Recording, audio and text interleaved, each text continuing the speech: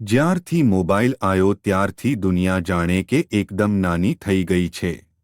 કોઈની સાથે વાત કરવી, માહિતી મોકલવી, ફોટો વિડિયો કે પૈસા આપવા લેવા, મિત્રો બનવા આ તમામ 1 મિનિટમાં થઈ જાય છે. ખૂબ સારી સગવડો મળવા લાગી છે. પણ જેટલા ફાયદા એટલું નુકસાન પણ છે. દુનિયાથી તો જોડાઈ ગયા પણ ઘરનાથી દૂર થઈ ગયા.